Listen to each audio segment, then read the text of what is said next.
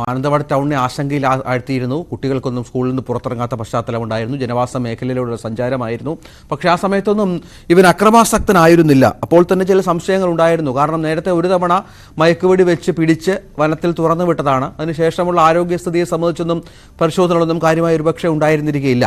Radio collar ഉണ്ടായിരുന്നു എന്നതിനപ്പുറം ഇന്നലെ 4 തവണ വെടിവെച്ചു, 2 തവണ പാളി, 2 വെടി മേത്തുകൊണ്ടു, പിന്നീട് ബൂസ്റ്റർ ഡോസ് കൊടുത്തു, മയങ്ങാൻ സമയമെടുത്തു. പക്ഷേ അതിനുശേഷം വാഹനത്തിലേക്ക് മാറ്റുന്നതിലൊക്കെ പ്രതിസന്ധി ഉണ്ടായിരുന്നു. അപ്പോഴും ഈ 3 പ്രധാനപ്പെട്ട കുങ്കി ആനകളുടെ സഹായത്തോടെയാണ് ഇവനെ ബലം പ്രയോഗിച്ച് ഈ വാഹനത്തിലേക്ക് മാറ്റിയത്. ഒരുപക്ഷെ ഈ കുങ്കി ആനകളുടെ കൊമ്പ് കൊണ്ടും പരിക്കേൽക്കാം, അങ്ങനെയും സാഹചര്യമുണ്ട്.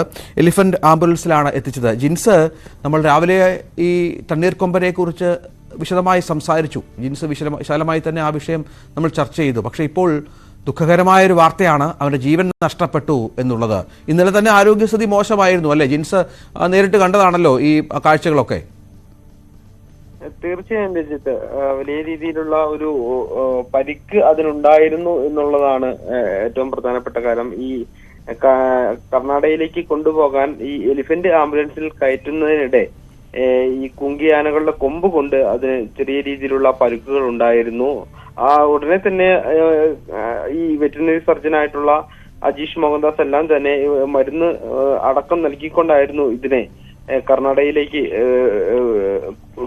വിട്ടത്. പക്ഷേ നിർഭാഗ്യവശാൽ അതിന് ഗുരുതരമായി പരിക്കേറ്റതായ ഇത്തരത്തിൽ ഒരു മരണത്തിലേക്ക് നയിച്ചത് എന്നുള്ളതാണ് നമുക്ക് മനസ്സിലാക്കാൻ കഴിയുന്നത്. എന്തായാലും ഈ ബന്ദിപ്പൂരിൽ നിന്ന് ഏകദേശം 200 കിലോമീറ്റർ സഞ്ചരിച്ചാണ് ഈ മാനന്തവാടിയിൽ എത്തുന്നത്. അതിനുശേഷം പിന്നീട് പല സ്ഥലങ്ങളിലേക്ക് അത് പോവുകയും മറ്റു നാശനഷ്ടം ഒന്നും ഉണ്ടാകാതെയാണ് അത് പോയത് എന്നുള്ള കാര്യമാണ് ഏറ്റവും എടുത്തു പറയേണ്ടത്.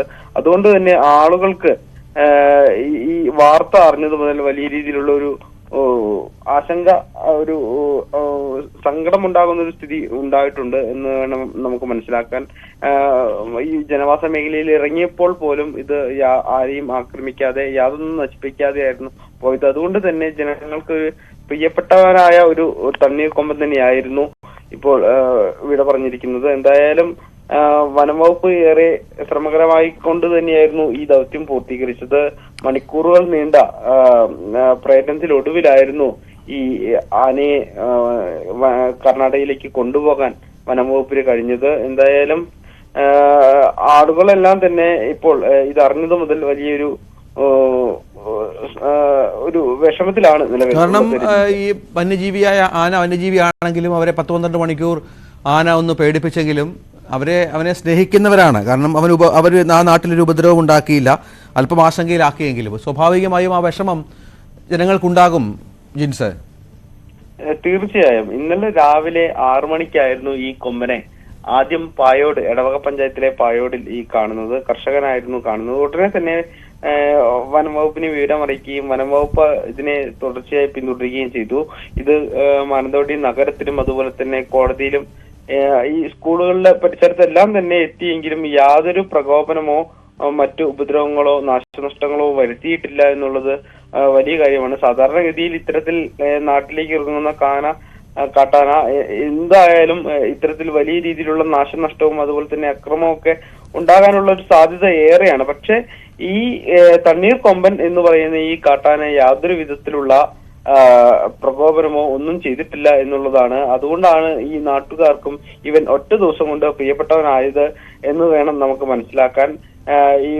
ഇതിനെ മയക്കൂടി വെക്കുന്ന സമയത്ത് പോലും ആളുകളെ ഈ പരിസരത്ത് നിന്ന് മാറ്റാൻ വനംവകുപ്പ് ശ്രമിച്ചത് ഈ ആനയെ വെടിവെക്കുന്ന ഒരു സമയത്ത് 3 കിലോമീറ്ററോളം ദൂരത്തിൽ ഓടും, അല്ലെങ്കിൽ അത് വയലന്റ് ആവും, അക്രമശക്തമാകും എന്നൊക്കെ ഉള്ള ഒരു മുൻകാലത്തെ പരിചയം അനുസരിച്ചായിരുന്നു വനംവകുപ്പ് ഈ ആളുകളെല്ലാം മാറ്റിയത്. പക്ഷെ ഈ തണ്ണീർക്കൊമ്പന്റെ കേസിൽ ഈ വെടിയുതിർത്ത സമയത്ത് പോലും അത് അവിടെ തന്നെ നിൽക്കുകയായിരുന്നു. ഏകദേശം 2 മണിക്കൂറോളം ആ പ്രദേശത്ത് തന്നെയായിരുന്നു. മറ്റെവിടെയും ഓടിപ്പോകാനോ ഒന്നും ചെയ്യാതെ നിശബ്ദരായിക്കൊണ്ട് തന്നെ ഒരു സ്ഥലത്ത് നിൽക്കുന്ന ഒരു സ്ഥിതിയായിരുന്നു ഇന്നലെ കണ്ടത്.